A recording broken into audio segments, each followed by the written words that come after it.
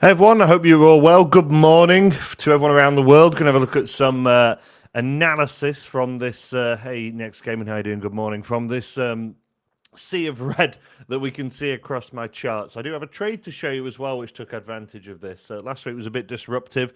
We had some bank holidays across a lot of the Western world. I believe it's a bank holiday in Australia today, so if you are over there relaxing, I hope you're having a great day off. I'm sure your weather's more pleasant than it is over here as well. So let's get stuck in. Quick 15 minutes of analysis, and then I've got my final session going.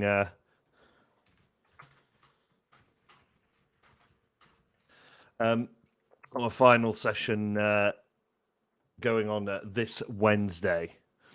Okay, so let's start off by just having a look at the NASDAQ.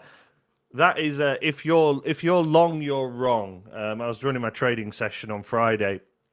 My live trade session. I was actually long on the S&P that did the same thing, and I ended up getting out of that trade and getting short, thankfully. But I'll talk about that a little bit more later. We'll make a few points over there. But yeah, some serious a lack of wanting to carry some risk over that weekend. Just make sure we're nice and zoomed here on the net. So get some perspective on the NASDAQ. I've got a sort of really wonky head and shoulders here, but it's not really a pattern I trade.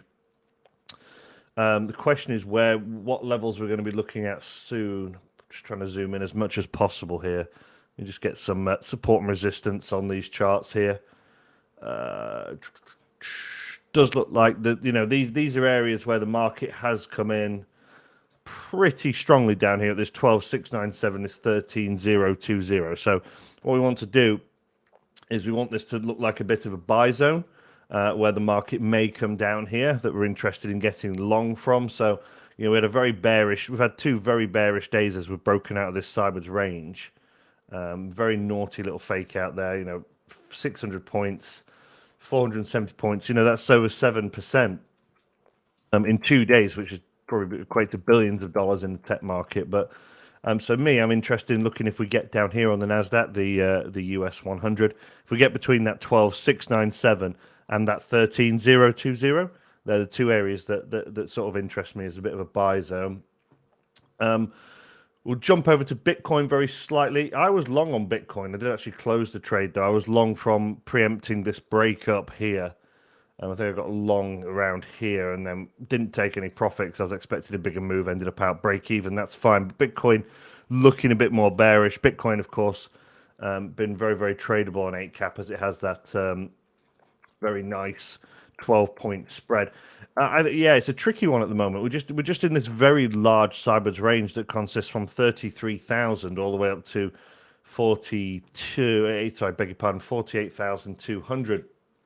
So I'm not really sure here on Bitcoin. We do have this sort of weak ascending trend line where we've got those 2 points. So that might be an area where the market comes up. And we do have a very, very wide ascending channel with Bitcoin, but it's quite volatile at the moment, just sort of rolling over down at 38,400. And I carry quite a lot of Bitcoin in one of our business wallets to pay people out for our prop firm. So I'm always looking at Bitcoin. So I would love to see it back at 60,000, but never mind. It is what it is. I could always put it in a stable coin, I guess. But yeah, so Bitcoin for me, this ascending channel, I'll be looking to see if this gets tested. It'd be nice if there was some form of confluence with that, though, but just the way the support and resistance isn't really working. And maybe if we get a crossover on Wednesday around here, that might be a point to buy up from 37,000. So that could be, let me just zoom in a little bit there just so we can see that crossover. But yeah, looking at this 37,000, this could be an area of interest to me if that market wants to rally up from there. Let's move over to a currency pair, cable. Woke up in our discourse today. One of our members is like getting absolutely hammered on cable. I'm like, yep, I can see why. We just dip onto a weekly time frame here. Yeah, I think this could be a level of interest to me. That's that sort of weekly low. This weekly low down here at £1.26. The global sort of currency of business is US dollars, and I'm in the UK, so obviously my currency is pounds. So I want to see this. I've got a really strong agenda, because the weaker the pound is, the more any dollar value that I have is worth. So it's interesting, isn't it, how you sort of root for the things you want. I want Bitcoin to go up, but I want cable to get smashed. So I tell you when cable was wonderful for us when it was all the way down here post coronavirus when it went down to £1.13 and £1.14. It was amazing. Um, but yeah, we'll have to see. Anyway, let's see what happens there. That is, yeah, after we've absolutely smashed through that £1.30 level, so the market has no interest there. But yeah, for me, this £1.26 or 1.26754 is an area that I'm probably going to be interested in getting long from. Now, what sort of entry do we want to see here? Well, what we could see is the market could dip below, come down to this S2 weekly and pop back up. You do get fake outs on FX markets, especially where the market will come down here, see what the selling appetite is below the major support, and then it'll pop back up and it gives you a place to put your stop. So that's my preferred entry for FX. If the market comes down, sort of you get this sort of short squeeze where all the sellers get in the market and then sellers get exhausted, the buyers come in after they've hoovered up all liquidity, sellers get out, pops up even quicker. So that for me is a level that I'm interested to buy on cable at the moment. Yeah, Dow and S&P got absolutely hammered as well, didn't they? I've got two Bitcoin charts, so I'm obviously very keen on Bitcoin at the moment. Let's look at gold, then we'll go back to the world indices as well. Will it come back to 1.3 for cable? At the moment, it's not looking too clever, is it? If I just get on that weekly time frame, we've been in a consistent Dow trend. I mean, anyone who does trade analysis who gives you any definitive like it will or it won't it should be listened to with caution. So, trading, as I'm sure you're aware, is all about probabilities. I mean, I think the question you've got to ask yourself, and I don't know if you're asking me that because you're in a bit of a position, is would I want to get long on this market at the moment? And what's it telling us? It's done the double top, lower high, and it's just doing lower high and lower lows. So at the moment, there's clear downside momentum, and that's been sustaining for some time now. It's been all the way since pretty much a year ago. If we're looking at this weekly time frame, that cable has struggled. I mean, will it come back to £1.30? I'm not sure. I mean, I don't know if it's going to want to test this 126. There's nothing at the moment that's indicating that it might want to come back to £1.30 to me. I mean, it's been a little bit sideways. I mean, I think I got long somewhere in this, and I think a bit of a bitty trade, and then eventually this really bearish two candles there. If the £1.26 holds, then we could well see a big rally to the upside, but yeah, not nice candles at the moment. We'll have to see what happens, but I'm not going to do anything until I see that. I mean, if we do pop back up to that £1.30, there may be a change of behavior here. Like, for example, we start coming up, putting pressure on that level, then we might look for a break long. Is there a way to get short at the moment? Not for me either. It's important to look at both sides. Problem with me is I'm an index trader, and indices always go up. So short sides, I know short's very hard for me to get my head around, even when it's a currency where it's obviously completely different in nature. Let's just clear this gold chart. It's an absolute mess at the moment. We do have a vague sort of sideways range here down from this 1890 all the way up to 1998. I mean, gold has been very wicky below here, hasn't it? I think there might be a buying opportunity coming soon. I'm just not sure exactly when. I'm just trying to find a decent, all the time gold has spent below this sort of 1915 level. It's not spent long there. I mean, these are daily time frames. So every time the market's been down here, it's all wicky. That just indicates the buyers come in quite strongly. I'd be interested in looking for an 1890 test. We are downtrending over these past 5 trading days.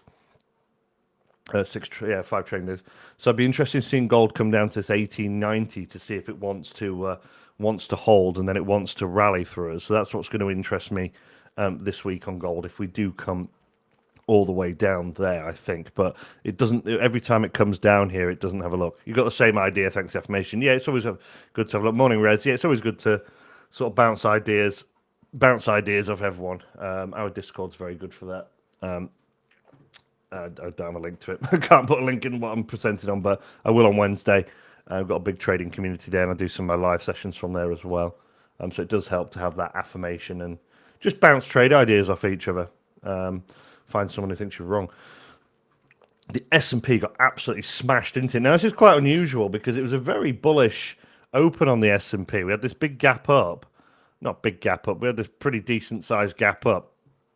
And then the first hour was fine. Then every single hour afterwards was just... I mean, that's all the way from the 20th, isn't it? But we had that gap up. and then just had 2 negative days in a row. I mean, you got people getting absolutely smashed on the S&P trying to get long on it. I actually got long on it. Where did I get long on it from? I'll show you a recording of me trading the S&P, and you'll see exactly where I got long from, and then exactly where I got short from. Let me just attach that canvas. There we go. So I try to record all my trades. It helps me create educational material. Oh, okay, I see. Yeah, this is actually the short, but I got long from here. You see this 4370 area? This is on Friday. No, I anticipated that happening for a double bottom. I was only looking for 20 points. We just get the S&P chart up again. We'll just have a look at what. Wow, I sounded very Grimsby there. Chart, not chat. So yeah, it came down to this is what I was anticipating. And the lesson here was that, I had my stop just below this low, and the market came and hit my stop. If I'd done the hold and hope, if I'd done the movie stop loss out, then I'd end up all the way down here now and have made a significant dent on my account. Well, I was risking 1% on 20 points, so we can calculate how far I'd have been out. Yes, I'd have end up being sort of 5-6% down there, and that's just dumb. So you just got to get out of the trade, and we're able to get out of that trade for minus 1%. And then we were able to get in this trade going short. We're able to reevaluate. We saw the market on the S&P. We'll just find, where's the actual trade? There we go. Oh, hang on. I've got, no wonder I can't see it working. I was like, why is the S&P not moving? What we actually had is the market turn this support into resistance, which I always talk about here. So we had the market turn that support, it turned it into resistance. It just looks so heavy. So we managed to get short on this market. And then we moved our profit targets out for a bigger swing trade, ended up hitting one profit target there, hitting one profit target there, and then ended up hitting the final profit target all the way down at 4,300 there. Hit our final profit target at 4,300. So, we were long and wrong here for 20 points, but then we ended up capturing a much larger move to the downside. This is one of our funded trading accounts that I'm trading here. And it ended up coming and hitting that final profit target down there, which was quite delightful. So yeah, that's just an ideal sort of situation where you can have a look at a long position that doesn't work out and get short. Where did the market actually close? Just out of interest, I'm not one of these people who's going to be like, oh, if I'd held my trade longer, type thing. That doesn't interest me. Where did we end up getting down to? Oh, 271. Yeah, so we ended up going. This is still the recording. Ended up going all the way down here. So yeah, we could have held the trade. We could have held the trade longer and seen it go all the way down there. But that's fine. I'm not bothered about that. I'm not bothered about trying to take every inch from the market. So that worked out quite nicely as a trade. I'll reiterate that one on Wednesday as well. So we'll have a look at that. What else do I want to have a look at? Shall we look through my instrument list? Brent crude oil futures. We'll have a look at that. I do have a slight delay on this feed, I think. Yeah, it's only 15 minutes because it's not something I trade.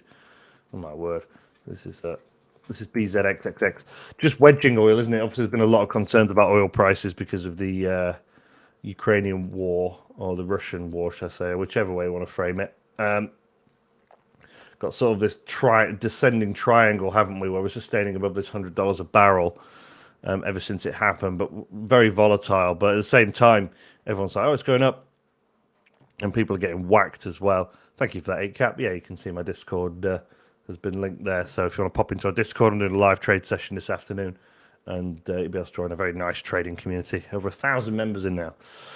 So yeah, we'll have a look at I guess the horizontal support and resistance on oil is probably more attractive to me. We do have that ascending trend line that we're happening to, but if you wanted to trend that trend line, you have to post your stops below this 97 and this 94 as well. Yeah, that NASDAQ trade worked out, didn't it, Rez, that we took a couple of days ago. It was quite nice, that one, bit of scale out. So we'll see what today brings. We'll see what today brings once the market's open. But I don't generally look at the markets before I trade. I trade the US session, so I'm generally not bothered. I haven't got any positions on at the moment. I don't really look at the markets before my trading session. It's just the routine that I have. So we'll see if this pops down to 97, maybe 94. And we do have this ascending trend line, but we are moving down here, making lower highs, but also higher lows. So you've got that classic triangle wedge. I mean, it is a bull flag. Technically, it's a bull flag. I mean, I don't trade. I'm not interested in flags. Particularly don't, I mean, maybe they work, maybe they don't. Not something that really attracts me. But the classic one is you've got the flagpole here. and then that's the sort of that's the technical pattern that happens from them. But I'm not sure the macroeconomic situation whether that's going to happen or not. So yeah, that's my take on oil, looking to buy at 97.94. So the indices, we're looking for a bit more downside to potentially buy. Cable, we're looking for a bit more downside to potentially buy. Gold, we're looking for some more downside to buy. Bitcoin, we're looking for some downside to buy. Oil, we're looking for some downside to buy. So it's all probably waiting for pullbacks to get long here, just really. What application we're drawing with? Epic Pen is the application. It's called Epic Pen. It's free, and yeah, it's pretty good. So yeah, that's one you can download. I've got no affiliation with them, but yeah, it works for that. So if you want to get a copy of that, just type in Epic Pen in Google, and like I say, you can get a free version that does all that for you. Take screenshots as well. I didn't realize that. That's pretty good. Oh no, I'm not going to try it now. Right, okay, guys. So that is my analysis. Join me on Wednesday while I'll be doing my final sort of longer analysis session where we have a look at some of the ideas, how they've played out. Be looking at some more longer-term trades and having a look at any positions that I may have on as well and doing some analysis for those. So thank you all for joining me today. I hope you have a good trading day, and I hope you're all safe and well where you are. And I hope you'll join me on Wednesday. So I'll see you all then. Thank you for joining me.